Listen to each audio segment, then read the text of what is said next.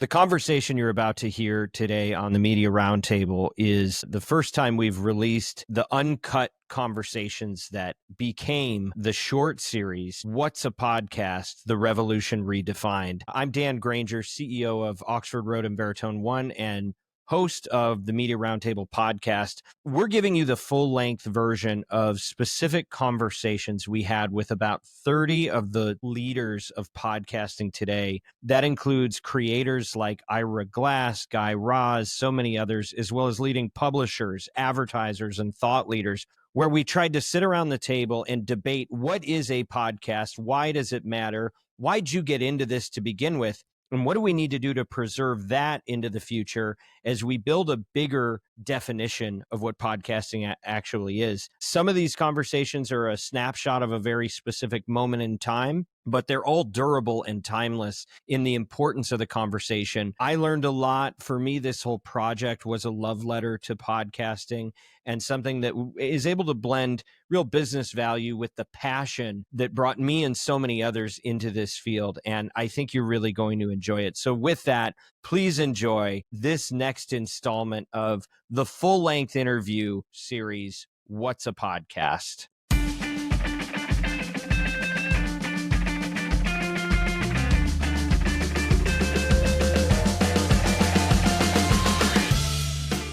What is a podcast and why does that even matter? Who cares, right? It's a show, it's on a platform, it might be on a few platforms, but for some people it really does matter. And whether you work in the business of podcasting or you're just somebody that loves to listen, there is something different about this channel. And as technology evolves, as the world evolves, things are changing quickly, and where people get information is changing and how they get it is changing.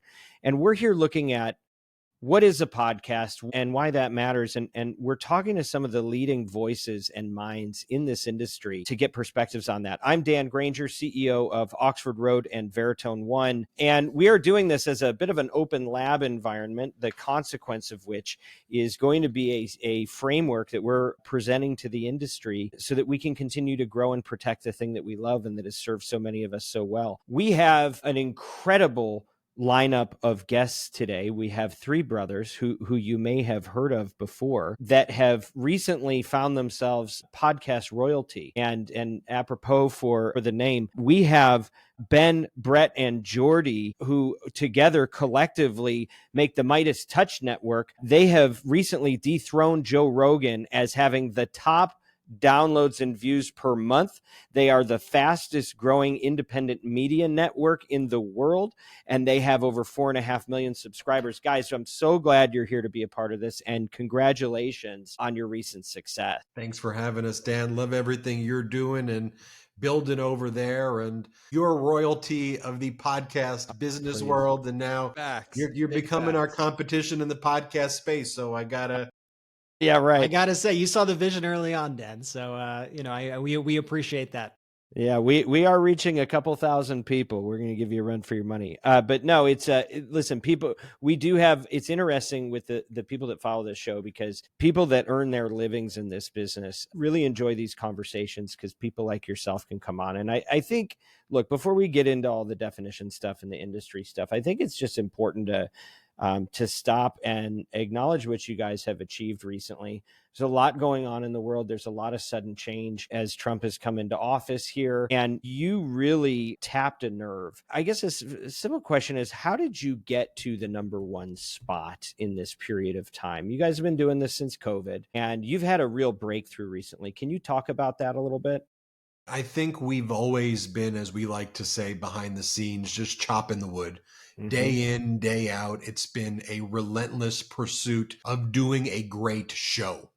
It was never, how could we be number 1, number 10, number 15, or whatever. We knew we had to put forward a great show, a great product each and every day, and repeat that relentlessly. And the product needs to get better each day. So in terms of reviewing the data, finding out what performed better and why, and then perfecting the show, and then making it better, and then perfecting it more, and then making it better, and delivering to people what they're looking for: facts, data, receipts, keeping it entertaining, humorous, enlightening, and just, doing that every day. As I've told people before, what's to me kind of separates someone who's going to be very successful in the podcast space versus someone who's going to be less successful. It's really, you have to treat this like you would treat anything you wanted to do in life, that you wanted to be successful. If you were to open up a store or a restaurant, you wouldn't go into it thinking, you know what, I want this hobby store or this hobby restaurant. Like, you go into it saying, this is what I'm going to be doing every day. I want it to be the best restaurant, the best store, the best podcast. So we do that relentlessly every day. And we're always focused on our audience. We knew how smart our audience is. We listened to our audience, and then we built from there. And that's an oversimplification, but it was listening to the audience, chopping wood every day. And then over time, it grew because there was consistency, persistency, and a good quality. And I'd just like to add, if I could, to that. I just want to emphasize the part that Ben said about not viewing this as a hobby per se, because far too many people, I think, go into podcasting thinking it's easy, thinking that they could do it, thinking that it's going to just be like a walk in the park and they could do this as some sort of side gig, when ultimately you really have to view this as your full-time job if you're going to go into it. You need to go all in on it, or you're just not going to be successful. And I kind of view that with anything in life, but especially if you want to break into this podcasting world, which has been here now for a bit, and it's a very saturated space. If you really want to break through, you need to be taking it very seriously every single day. And part of that, like Ben said, is listening to your audience, which is absolutely key. That applies whether you're doing political stuff like us, or if you're doing a business podcast or a sports podcast.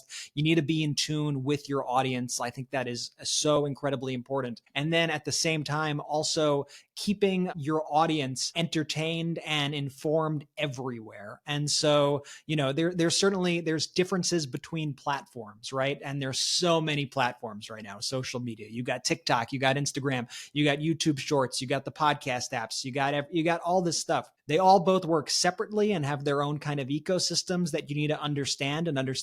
You can't just necessarily take this piece of content and think it's going to work over here. But at the same time, you need to learn to find ways that all of these various platforms interact with one another.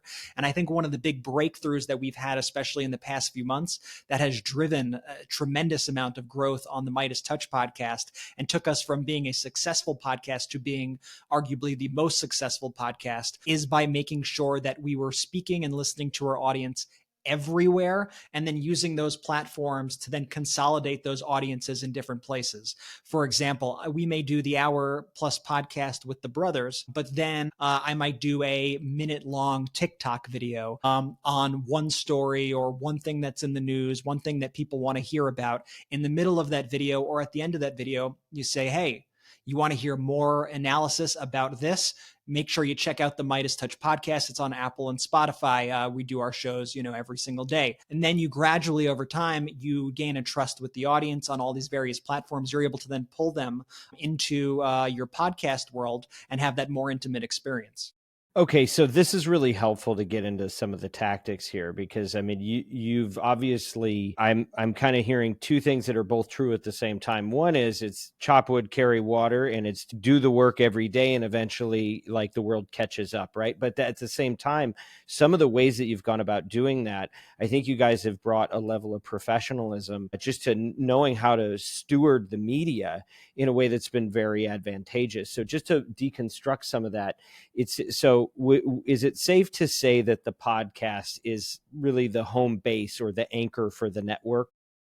Yeah, I would say the podcast is, and the show that we do together, us three, is, I would say, is an anchor, is a marquee attraction. It brings everything together. And then you do sampling across different media, right? And so what are the different other types of media that you'll use to extend that message, extend that reach, and promote kind of the mothership, which is the long form? All socials. So, and our only limitation is often if the technology around the socials is not good at scaling. As long as the technology allows scaling, our audience that we've built and cultivated and have really focused on, and we've been loyal to, and they've been loyal to, they go to the platforms, provided the platforms have the technology to have them there.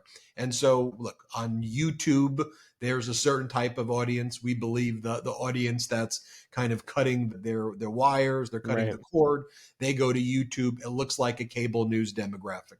Our podcast audience is a nice mixture of kind of younger and older people. TikTok is Gen Z, it's younger. Blue Sky tends to be more liberals and progressives. We're on Threads, which tends to be a little bit more of a mixture of the people who don't really want to be on X, formerly Twitter, but still want to have some social engagement. We're on Twitter, which now tends to be a little bit more kind of chaotic and whatever you want to say is going on there. Different audiences, different places. And then, of course, there's things like Substacks now. Having a daily newsletter go out to our audience, and in many cases, doing multiple emails, newsletters per day. And then, as Brett says, having all of that funnel to each other, linked to each other, Facebook, having all of it link and cross-reference each other, and have a harmony the same way. If you were to watch an orchestra, you would have the different instruments, but it all comes together and plays one beautiful musical compilation. That's basically how we view our socials. Different instruments, but all working together, right? You wouldn't want your trombone to be competing against, your violin, or your sax to be too loud. The musical has to play together. So, that's why sometimes being too big and bloated is a problem, because if your left hand's not talking to your right hand, you're not playing in sync, and then it's a bad musical. And let me just build on that really quickly too, Ben, because I really like that analogy of the orchestra. It's not enough to just play the instruments. You have to really know how to play the instruments. If you're going to play the trombone, meaning if you're going to show up on Instagram and you're still posting square photos, even though they've recently redesigned to a 16:9 approach, you're 10 steps behind the game. You have to be able to adapt with the platforms as quickly as they adapt and understand consumer habits in a way that allows that orchestra to really, have that nice, beautiful sound. If you're not showing up on the platforms natively, right away, the audience will not think you're authentic, because quite frankly, I'm sorry, you're not authentic. You have to show up natively on each platforms, given those platforms, parameters. And once you're able to really do that, you could really understand your audience and what they like, and it makes sharing content all that easier. And by the way, be okay with screwing up, right? And be okay with changing course. I think sometimes one of the biggest problems that I see with people is they do something and it's not working. But this is the way they do it. And so they do it, and they do it that way, and they do it that way. And I look at them and I've noticed, I see our growth in a, year period, or whatever the year, whatever the time period is. And then I look at, the person who we may have done a video with or something a few months ago, whatever it may be. And I noticed they're in the same place. And I was like, if I was just in a rut, we are always adapting. We're always trying to figure out what's next. How do we make this better? How do we improve it? Is there a way to refine, to optimize? And it's okay to say, this isn't working. We need to change that. And I think it's actually important to your growth. And so, my recommendation to anybody trying to, do something is, if you've done 100 podcast episodes and nobody's listening to it, maybe try to switch something up and see what happens. And then if you see, oh, okay, when I promoted it like this, we got an extra 100 downloads. Now you're like, oh, wait, maybe I should do more of whatever that was. You keep clicking that button. And then that's how you sort of gradually refine, what you're doing, and continue to chop wood in a productive way, not just like running on a treadmill, going nowhere sort of way. Yeah. So amazing to hear kind of the method behind the success. How big a staff are you guys running to keep up with all that? Because that's a lot of. Yeah, pretty lean and mean. I mean, I would say probably about 10 to 12 staffers. Okay. And then when you factor in independent contractors and hosts, I mean, it's a sprawling network at this point, with lots of hosts who fill in different areas. So I would say, in total, you probably have 30 to 40 people, but really your core staff is about 10. And in terms of the podcast operations, you're probably actually looking about half of that, probably more like 5. And Okay. Dan, you know this with all the great work that you've done over there at Oxford. It's not enough to just be, the owners or of the company and like, hey, we sit at the top. No, you have to be in there in the weeds in order to actually do great business. And it's what makes you guys so incredible at what you do, Dan. And so it's something we pride ourselves on too, is that, we get dirty every single day. We get in the mud and we love the mud. Like that's where we thrive. And so I think that's been a huge factor to the growth. Yeah, and Dan, you've seen Jordy, like Jordy's at the sales conferences, and people are sometimes surprised to see the He's host. hustling. He's not just Adam. He's hustling. He's working the whole time, and he's moving it to the next level. But I think it's that restless spirit that's what it's a through line with your content. It's a through line with your promotion. It's just, you guys got a hell of a work ethic as a part of it, right? So I appreciate that you guys are grinding the way that you are, and I'm glad to see that is paying off. It's like the overnight success in 10 years. You guys did it in like 4. You skipped a lot of steps to get to where you've gotten. I want to go back to the RSS piece for a second. So much of the consumption, you probably have YouTube as your largest, I'm imagining, distribution point for the podcast. How does the video versus pure audio split on your consumption shake out? It's hard to totally, give like a direct split breakdown, but I'll say YouTube is certainly our primary driver. And our audio is a very large audience and rapidly growing. And especially in this past month or so, week over week, we've seen just astronomical growth. It's been absolutely exponential. But I think one of the interesting things, and, maybe we were a bit prescient in this, was that we always thought that video was crucial. We always thought that video was important. And we, maybe because it was our listening habits and watching habits, knew that people were consuming media this way, especially when it came to our medium of what we specifically do on our show and the way people are cutting the cord with cable news and things like that. So we were kind of video first from the beginning, and we've built from that angle into building up the audio into now what's having exponential growth. I think other folks are almost starting a little behind right now, where they're starting with this audio presence and then trying to figure out how do we break into video. And in many ways, that could be, I think, a bit more daunting and a bit more difficult. So, whether you call it luck or whether you call it, us sort of reading where people were at the time, I think that was, definitely a big thing that has given us a leg up right now. And now with the RSS feeds, we're seeing a big shift in the industry, as you mentioned, where, you look at platforms like Megaphone, which are owned by Spotify, and they're switching up the way RSS feeds work by incorporating video into Spotify, which doesn't use the RSS feed, while still sending the RSS feed to other platforms. And so it's a bit divided. It's a bit more fractured right now. I think there's opportunity there, though. I think certainly there could be a bit of fear anytime something changes, or anytime, we're used to tracking things this way or that way. Brands could be a little apprehensive, but I think there's opportunity in what they're trying to do in bringing video now to all these other platforms and trying to sort of play catch up with YouTube and whatnot. So we've recently started launching the MeidasTouch podcast on Spotify and with their video feature as well, which has been great. We're seeing tons of streams on there. And then they have other features on there which allow us to put clips, which are like 1 minute sort of Instagram clips or TikTok clips, but they have their own version of that. That also drives promotion for people to watch the longer episodes, which has been helpful. And we've seen it featured. And I've had friends go, hey, Spotify's recommending your content and things like that. So one of the things I've noticed too with all of these changes is anytime there's a technological development in these social media apps, there is an incentive for those companies to push those features. And I've noticed this across any app. So when YouTube Shorts launched their shorts, we were all over shorts. Right. Because we knew they're going to want this feature to be popular. So they're going to be pushing this big. When Instagram Reels did that, we were all over Instagram Reels, right? Because everyone's trying to compete with TikTok in that space. And so now it's the same with Spotify video, right? If they're have this new thing that they're doing, we're going to go all in on that because we know that they're excited about that they want that to be a success. And I think that also contributes to the growth. And I think all of this is just a reminder that everything we do is malleable, that while podcasts feel like they have been around for a long time at this point, it's still such a new industry. And a podcast as you knew it, 2 years ago isn't even necessarily a podcast as you know it today. And that definition is going to continue to change. And so going back to what I was saying before, strategically for your shows and for your content and whatnot, you can never get too comfortable, right? And always be looking at, how is this changing? What's next? Is there something else we should be doing? What's this new service? Is it worth my time to get on Blue Sky? Is it worth my time to be doing this new feature on this app? And you always got to stay one step ahead, because the industry is always trying to push forward, and you could either go along for that ride and be part of it, or you could be left in the dust.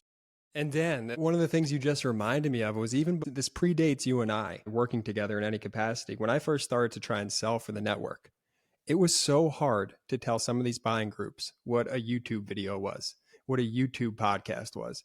It was only until I somehow, not me personally, but through the conversations we've had, we unlocked the term simulcast, which sounds obvious, right? But it wasn't until we started to use that phrase were we able to actually start doing business for our podcast, because we were video forward. We were video first to begin as the network, before we really put the emphasis on the RSS feed. So a lot of brands initially were actually weary about showing up. Ooh, YouTube, I don't really know that space. Podcast, RSS, I totally understand that. But the great thing with our development, and as we grow and as the YouTube channel grows, it just pulls up everything together. So as the YouTube rises, the RSS rises, and it feeds into that whole entire ecosystem. And the last thing I'll quickly say before we move on is what makes YouTube so great too, versus just a standard RSS. And we love the RSS, we do, but the industry is certainly shifting. I think everyone's seeing that. The YouTube shareability, just like we talked about on those other platforms, that's a huge component of successful YouTube channels and networks. The RSS feeds at times can be quite restrictive. Frankly, it's hard to share a podcast with somebody. It's not super glamorous to post. It's, maybe clunky to text. But if there's a video component tied to a YouTube, and you're able to share that with a friend, and the friend may recognize, or there's a cool funky cover art that piques some interest, those become way more shareable, and then it gets people into listening to that RSS standard audio feed.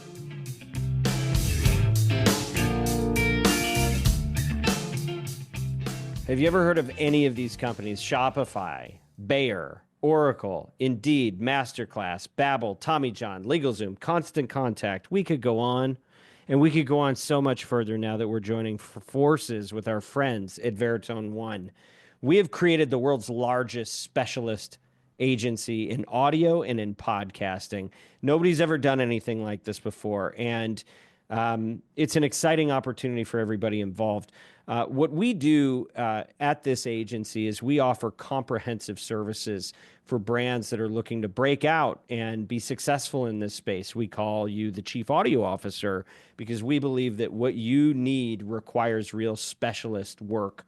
And the way that we approach it includes proprietary methods in media planning and buying, analytics and attribution, insights. We have a proprietary process called Audiolytics, which is our trademark method for creative development that allows us to score ads for their persuasiveness. Audio isn't just the work that we do, it truly is our passion, and we aim to elevate this industry to new heights. And that's why we're the leaders in brand safety and suitability, as well as in volume in the space. We try to provide solutions that ensure that your ad buys align your values that you have as a brand with your business metrics that you need to be successful. This stuff is hard, but we're here to make it a little bit easier for you.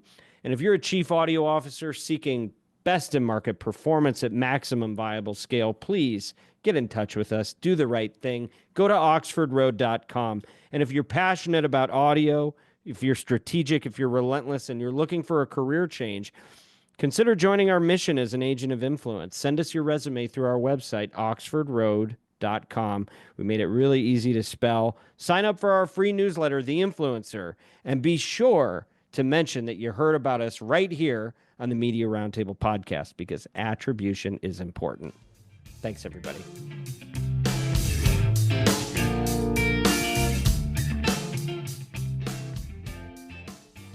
It's so interesting because I think that has been the breakthrough. I mean, you've got YouTube claiming 1 billion users per month now of podcasts, right? Who would have dreamt? And I do think the video, people think that video is really about adding that dimension of sight, but I actually think the reason it's become so important is what you guys have said, why you like the reels and the shorts. It's that shareability. It allows you to do sampling in a way that audio was never able to do on its own. And so I think, the audio business and audio native podcasts have always been limited in how much they could really self-promote. And you guys have just mastered that brilliantly. And so I want to get to the definition. Do you guys identify as podcasters?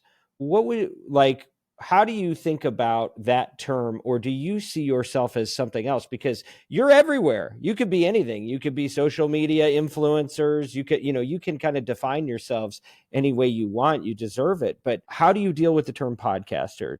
I would say that we have a media network, which is the MeidasTouch network. Under the network, we have podcasts. And I think at this point in 2025, you could use the term podcast as interchangeable with a show. The podcast to me still connotates that there is an audio component to it, even if there's the simulcast. But to me, a podcast is a show. And then I somewhat differentiate shorter shows as calling them hot takes, or even a hot take can be a show or can be a podcast. To me, at its peak, MeidasTouch is a media network that has shows and podcasts. And really, definitionally, the difference between a show and a podcast is a bit illusory at this point. And Dan, you could call us whatever you want, but just don't call us not hardworking. Yeah, well, we can't do that. Well, it's interesting, though, and I think, Jordy, you were touching on this earlier, and this is where I think the rubber meets the road with marketers, is that it's hard for people to budget for things if they don't know how to define them, right? And I think there's a lot of people, I've been having this conversation with a lot of different folks. We were just talking to Ira Glass. We've got perspectives from everybody. And a lot of people take the position that, well, it's just a show. Call it whatever you want. It doesn't matter. But when you're in the room with the marketer, and Jordy, you'll know this better than anybody, if you can't help them define it, it's hard for them to know how to budget for it, right? Totally. And so sometimes these things can matter. And when we're trying to assess, is the podcast industry, which has been getting audited and measured, it kind of stalled out at $2 billion, which I think had a negative effect on people's optimism that this is a channel worth investing in. And downstream, that can be, you guys have kind of built yourself above this by touching so many different types of media, but knowing how to classify really, I think, can have implications. So, I mean, when you're talking to brands, there's an important point there, though. So I think there's a huge value proposition for the brands that you and others in this space are representing, because at this point, our audiences, someone who watches the MeidasTouch network, our competitors, as we see it, are more like MSNBC, CNN, and Fox.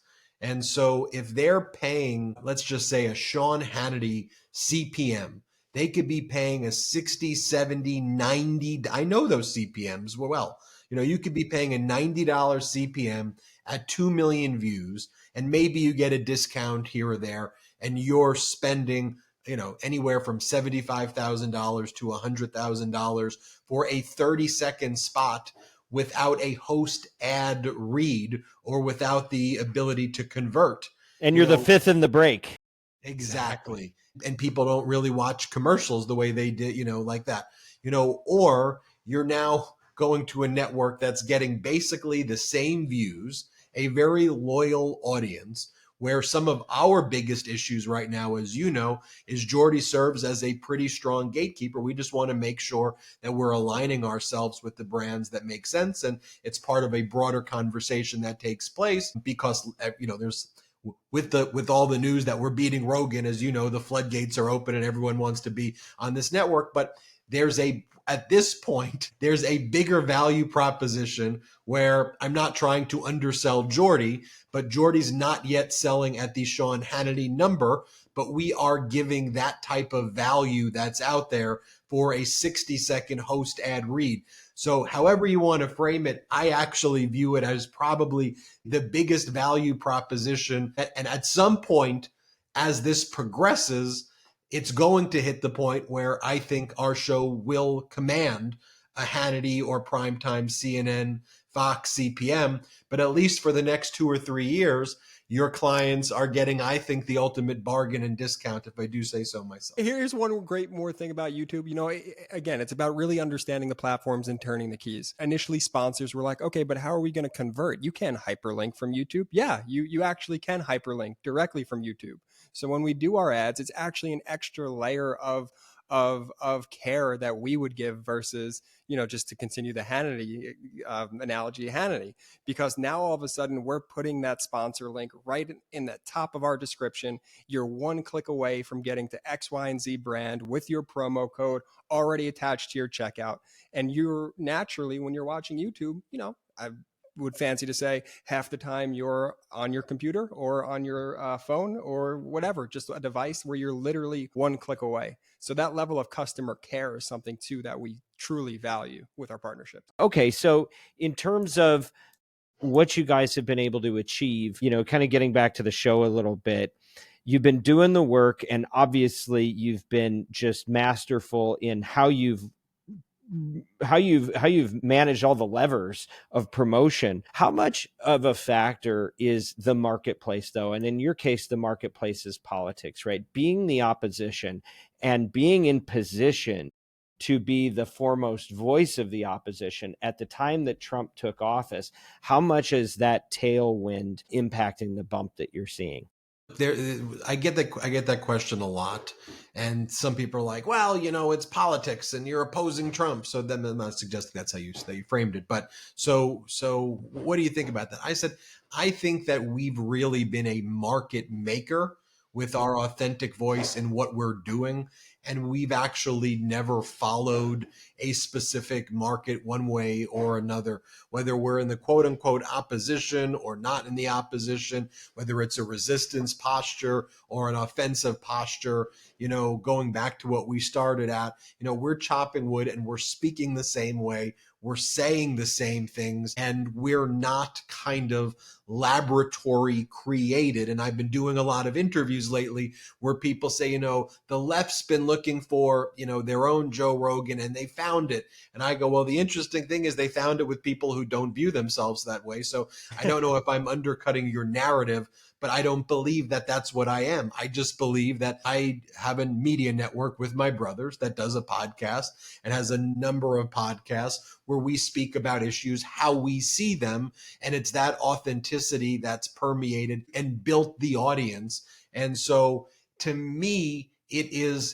the audience that is the secret ingredient here. And the market is the fact that there are a lot of people who are coming together, and whether we are on this feed or this platform or that platform, they want to hear your voice as technology evolves. And so when we go into Substack, between September when we started to March now, we're in the top 5 competing against people who have been on that platform for 5 years. We're already there in 6 months. Why? Because we built, market diminishes, market's a term for marketers, so we should use it here. But the group of people, the consumers of this content and this data, want to support it on an array of platforms. And that to me is what is often overlooked. And it's frankly why corporate media has problems when they try to come into this lane versus us going into other lanes, because they've controlled the piping. So in many ways, their audience didn't have a lot of selection, so they could pick from 3 or 4 or 5 who they're going to watch. And then they picked the one that they thought most watched, but that didn't actually mean they liked them. They were just kind of forced to pick amongst the various options. Now the consumer has the choice. They can really vote and align their interest with who's putting quality, consistent, going back to what we said earlier. And they're now forming these groups. So now It's why our platforms are bigger than any of these legacy and corporate media platforms when they try to get onto these spaces. So that to me is the key. And it hasn't been following the trend. And so to the people who are listening to this who think, okay, there's a trend, podcast bros are what's in. Let's be a podcast bro. Well, if you're a podcast bro, great. If that's truly who you are, then do it. But don't follow that because you're like, oh, podcast bros talking about these things makes you money. You're going to fail. Be who you are and then do it 100% and treat it like it's your full-time life, goal. And that's it. That's how I view the market. Well, and by the way, I just want to say I don't view you guys as podcast bros, although except in the literal sense that, but what's interesting, I mean, look, I've worked in spoken word media for 20 years. And before Oxford Road in 2013, I was in talk radio for 10 years. And voices on the left could not penetrate. I was part of, we brought in, you may remember Air America, right? And we had, Mark Maron. We couldn't get $25 a spot for his radio show at that time. Al Franken. I mean, you had real talent that was doing it. They couldn't break through. And it's extraordinary to see that you have been able to reach heights that traditionally you might see that on the right, if you want to call Rogan the right. I think, similar narrative, but I have not seen this. This is a phenomenon for somebody on the left to break through in a spoken word led format. And I think that that's something you guys should be proud of, in addition to the fact that you did this as a dependence. I don't understand how that's even possible, but you've kind of turned the whole model on its head. And when was the last time you saw somebody come out of nowhere with no infrastructure from the outside and self-build and self-promote and get to these heights from this position? You're in rarefied air. Yeah, no, we appreciate it. But look at what's interesting about all of that is that if you actually go through the data, it's incongruent with what the data is. Actually, where we are is actually where Americans are on most of the data. Most Americans, if you took away left and right paradigms and you talked to them about where they stand on issues regarding workers, climate, women's rights issues, equality, taxation, billionaires versus workers, living wage, even when you go to issues of kind of immigration and the distinction between criminal people and people who are here working hard and contributing to the economy, you go through most issues, and what you find is that 65 to 75% of Americans, by and large, actually agree. So the question is if we actually agree on a lot of things, how are we so divided? And I think that there is a manufactured rage that has divided us. And I think if we can substitute that manufactured rage by replacing it with acknowledging where the real rage should be, but supplementing it and complementing it with the truth, and then presenting the podcasts and the shows in a way that's calm and not yelling and talks to the audience, not down to them. To me, it was obvious, and the data bore it out. And that's why we started making it very clear. And you go back to the interview you and I and the brothers did a long time ago. We were very consistent back then with what the vision was going to be about how we viewed right, left, center paradigms and how we were framing things as pro-democracy and what that meant. And so that's been our consistency, but it actually aligns with where the people are. Yeah. And then you're giving them something they want. Sorry, go ahead. I was going to say that I think there's an element also, practically speaking, politics aside, one of the reasons I think us being independent works so well, I think actually us not having an idea of a structured way of doing things allowed us to be a bit more liberated and to experiment and to try things. And so, I figure if you're going in and you're working with traditional podcast studio, they probably have a very defined way of making clips for social media. If they even do that, they probably have a very, very defined way of what does a show look like in general. Do we do video? Do we not? And for us, in 2 seconds, I could go out and I could say, hey, take out my phone and be like, hey, I'm recording this video. Remember to watch the MeidasTouch podcast. It doesn't have to go through a whole hierarchy of approvals and whatnot and get noted to death. And then the next thing you know, that video has had 2 seconds removed and had one word changed to this, and it comes out 4 days later, and you miss the whole wave of people you could have been promoting to because you got caught up in that corporate sort of hierarchy. And so I think in that way, the independence actually helped us. I don't think, honestly, I don't think we could have, and I'm not saying this necessarily applies to everybody, but I don't think we could have gotten to where we are right now if we weren't independent and doing it the way that we have. That makes a lot of sense. And, it's so fascinating because one of the things we've been talking about on this series with folks, and some folks have been doing this for 20 years, when the industry started taking shape, it was a lot of people, it was more of a meritocracy, right? There were no networks. There was no representation infrastructure. It was somebody putting something out into the world, and hopefully the world liked it and told somebody else about it, right? But it's gotten harder with the consolidation of the pipes, the consolidation of the platforms. And now where you had channels, podcasting is kind of a metaphor in your case, but it's the open internet and the ecosystem that allows anyone to self-select and say, I have something to say and I'm going to say it. It's gotten harder to break through. And you've gone through a lot of headwind to separate from a pack without the machinery behind you by creating your own machinery. And what I hear you saying is that actually was your secret weapon.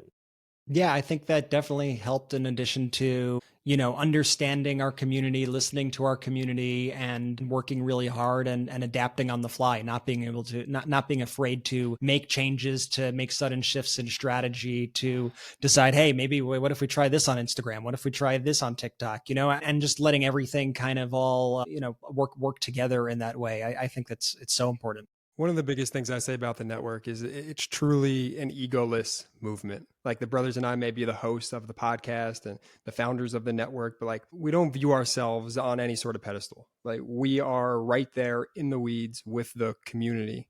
And it's this community that is so hungry for the receipts, for the information that they could take back to their circles, which motivates us every single day.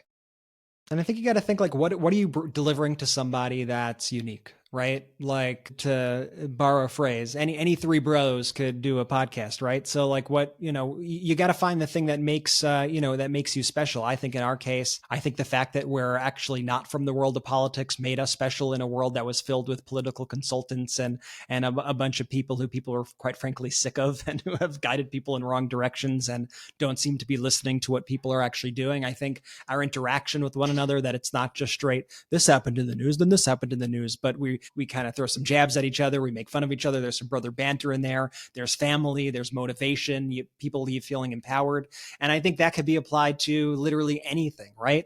You need to figure out what's going to make your product special ultimately, that somebody's going to want to listen to it and listen to you over somebody else. And that applies if your podcast is about sports, if your podcast is about cars, you could do anything, but when you have your niche, and I think picking a niche is very important in this space. But when you have that niche, make sure that you are separating yourself from the pack. What makes you unique? And I do firmly believe that everybody is unique and everybody has something that makes themselves unique. And sometimes they don't know what that is. Sometimes it takes a long time for them to figure out what that is. Sometimes they're trying to mimic what this guy who I listened to and let me do exactly what he did. And that might be a good strategy at first also to get your bearings, act as sort of training wheels. But at a certain point, you got to figure out what defines you, what are people liking about what I'm doing, and you got to do more of that.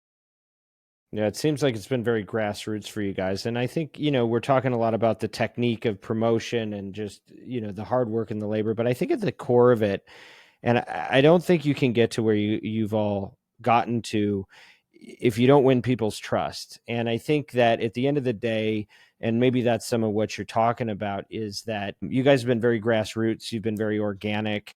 This wasn't manufactured in a lab. This wasn't handed down through the ranks of a corporation. You guys kind of self-selected, said, we have something to say, and then you just optimized and optimized and optimized. But in the process of that, you've been able to hold the trust of your audience, which, by the way, is not just good for ratings, it's also good for the advertisers who support it. So hey, well I wouldn't done. want to do, genuinely, I would not want to do the show. I would not want to build this network if I had to do it in a way that felt like I was lying about who I am, or felt like I was duping an audience or anything. It wouldn't be fun for me to do a show and say, oh, we need to do, need to be cooked up in a lab to look like this and sound like this and You have to this hit these talking perspective. points, and you have to say these. Yeah, Yeah, it's wholly uninteresting to me. I don't think it's right, and you'll never have an actual bond with the audience. But I think the coolest thing, the most liberating thing, and why this is, quite frankly, the greatest job I ever had that doesn't feel like a job, is because we get to do this. We get to be ourselves. We get to be with our family. We get to do this as brothers. We get to have a real relationship with a community who understands where we're coming from. We understand where they're coming from. And I think it's those relationships and that sort of authenticity that we carry through in everything that we do, which drives it probably even more than any sort of specific political message, Okay, I know we got to get you out of here in a little bit, but one piece of trivia I'm interested in is, how do you guys make decisions when there's a dispute among you for the business? There's rarely any. There always has to be a complete agreement of anything material. Number one. So it's not 2 out of 3 carries. Correct. No, it can't be 2 out of 3. Well, if 2 out of 3 carry, the other person will then have to agree.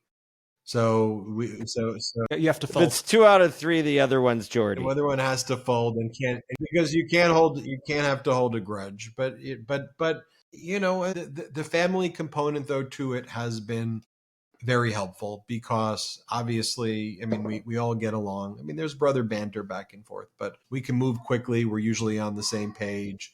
We're in constant communication with each other, and we're almost 95% aligned to more on anything material. I wonder if that's a real competitive advantage, just the fact that you guys were raised with shared values, and you probably had to do some co-regenting of resources growing up. And so is that something you think you learned growing up together on how to function cohesively as a team? Absolutely. Look, I think our age, like, I'm not like going in and doing a Freudian analysis of us, but I think that our age gaps were helpful. Like, we weren't so close where it was all that kind of competitive, where, I'm 5 years older than Brett. I'm 8 years older than Jordy. We each kind of had a little bit of a different kind of skill set in terms of what we were interested in terms of Brett being really the musically kind of technical, engineering, editing kind of minded, Jordy being very empathetic, compassionate, marketing minded. I was kind of a student government president type who would kind of organize things. And so it was a compliment. We're lucky because it was a complementary skill set, and we all had things that each other lacked. There are parts of the business that I know that Brett runs that I could never run, ever. 1,000%. And there are parts of the business that Jordy does that I could never run either. And there are probably parts that they say are that I do that they can never, And so we each complement each other's weakness, and we delegate that out to that person. That's their strength. And then we never really have to worry about, those things. Like, if you asked me to start going through a spreadsheet, I would probably get down to number 3 before I lost patience in it.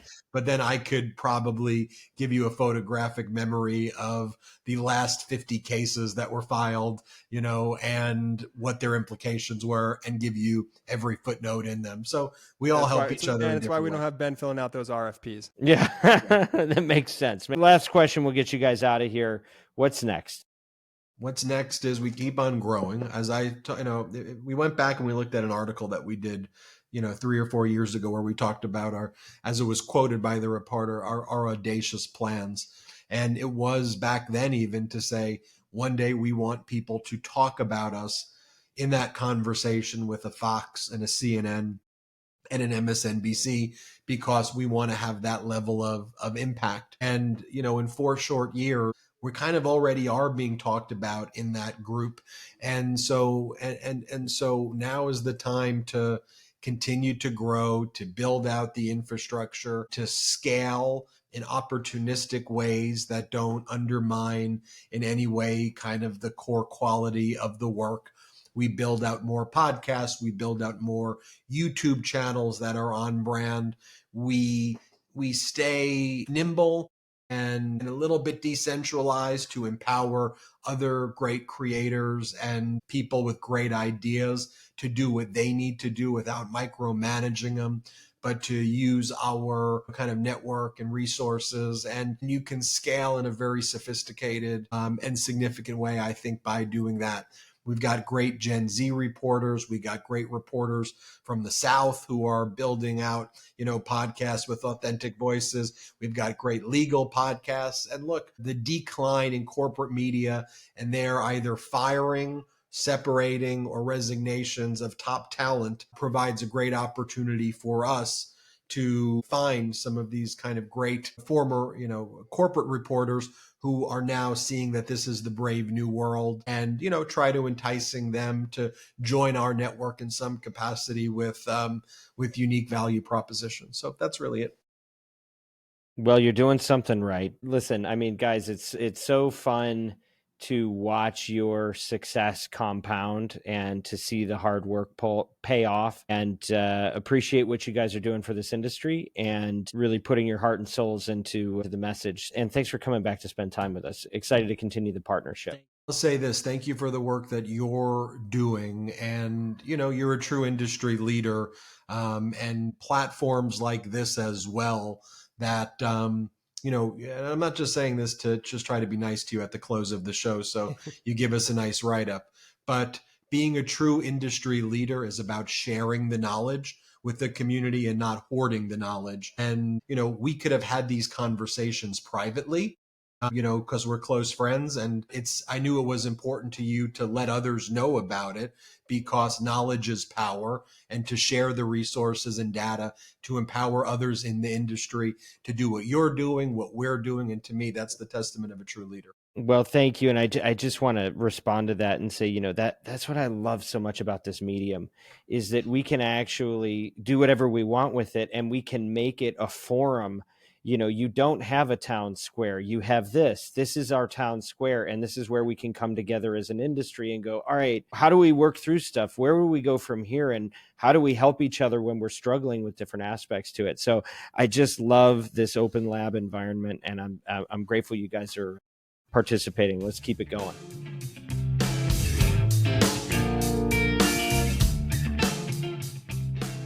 That was another conversation from our full series, What's a Podcast? And whether you're a podcaster, an advertiser, or somebody who just cares about this space, I hope this stretched you. It's certainly stretched me and is giving us a lot to think about in how we want to live going forward and protect and preserve the essence of the medium while preparing for the changes we need to make to evolve on the road ahead. If you want to hear the full limited 3-part docuseries, What's a Podcast? The Revolution Redefined, check it out wherever you listen to your shows. But if you want to go beyond that and you want to be a part of the movement that we've got here, it's not just about our defining it. It's about figuring out a path forward. Go to our link in the show description and download our free white paper, What is a Podcast? That has research from over 4,000 Americans on what consumers believe that the industry is. And make sure you sign our petition, also available in the link in the show description, to keep podcasting open. This show is not just about content, learning, or entertainment. This is about having a real effect in the real world on issues that are important to all of us. We hope you'll continue to be a part of it and bring this into real life. Go to oxfordroad.com for more resources or click the links in the show description. Thanks for your time.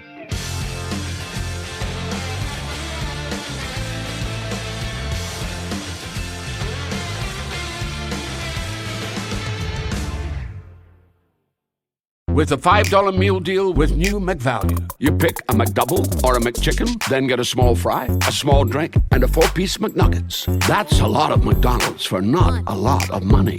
Prices and participation may vary. McDouble meal $6 in some markets for a limited time only.